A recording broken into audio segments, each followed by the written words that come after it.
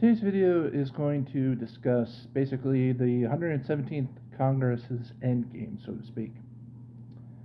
Well, it's that time of year officially. Congress right now is in the process of wrapping up a continuing resolution. Something that did pass the Senate, I don't see in the House because there are major differences between what the Republicans will support in the Senate and what the Democrats will support in the House, but there will be a basic concept of the Electoral Count Act reform, but they have decided to push that into the lame duck session of Congress. If you're not familiar with congressional affairs, that's basically after a major election. It's the time period before the new Congress is sworn in, but basically before the 118th Congress officially comes in next January. So that got pushed to that session.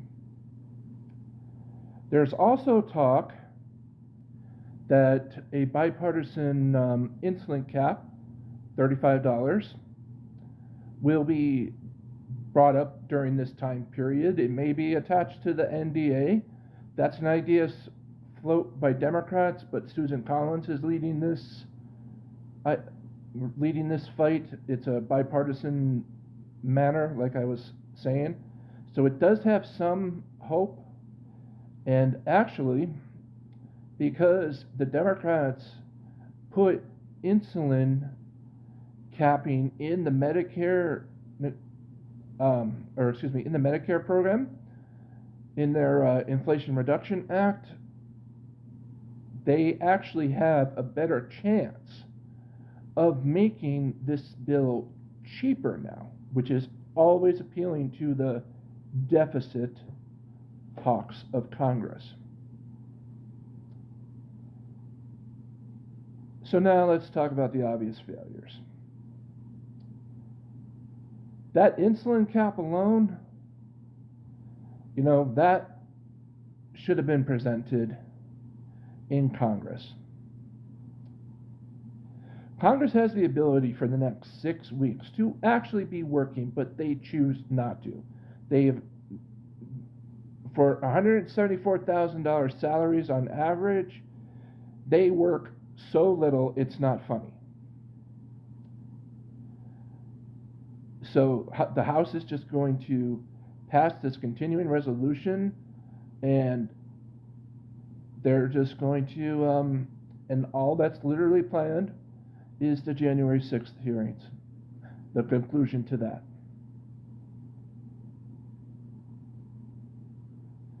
I posted in a previous video what this administration has actually accomplished, between roads and bridges infrastructure, which now,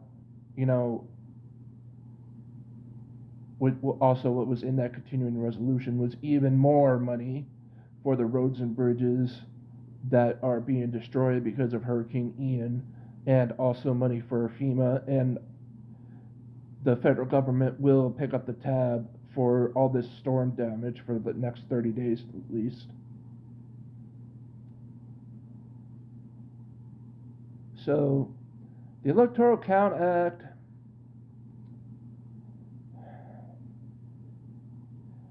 the whole voting rights thing should have been an easy thing. It was the easiest thing the Democrats had to do.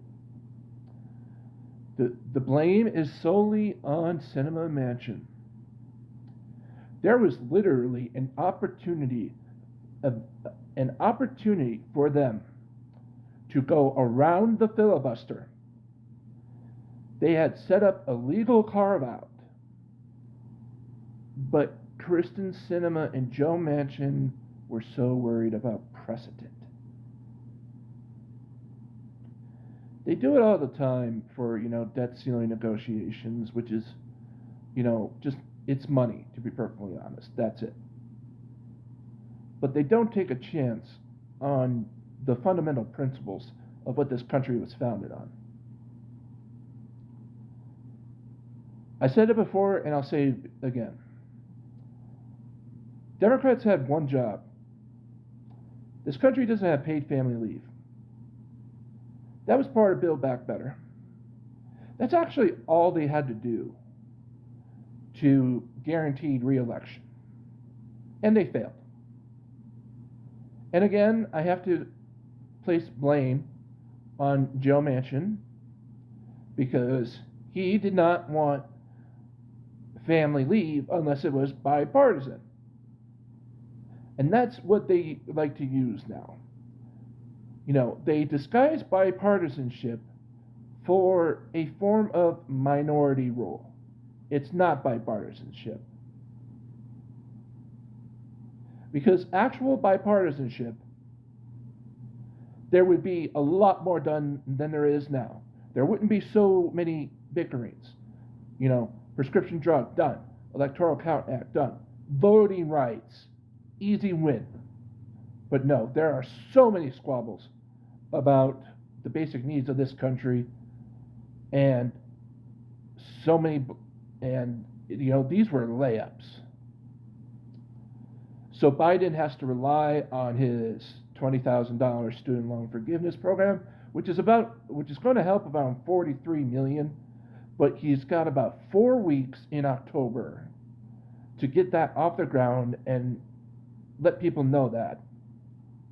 So he's got climate, he's got the student loan program, you know, yes, he's got PACT and other bills. I'm not trying to advocate for Biden in this video.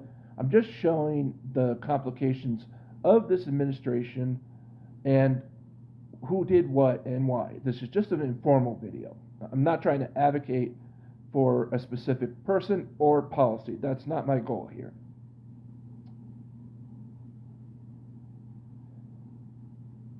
But when it comes to paid family leave, I do have a bone to pick in that category.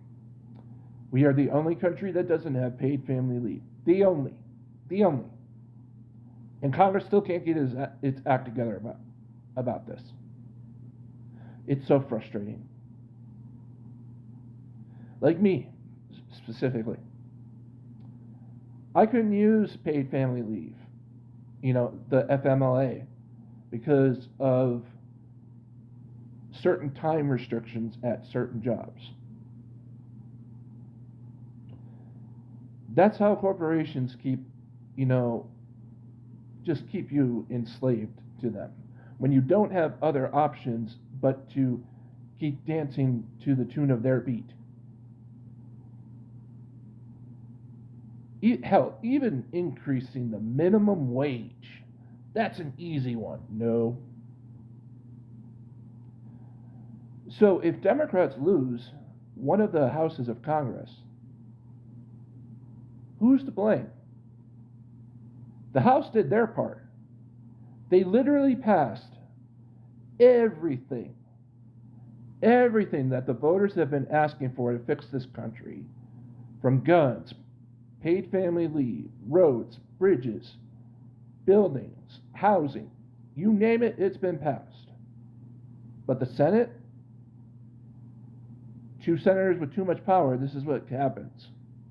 So if Democrats lose the House, or both branches, Manchin and Sinema, you're welcome.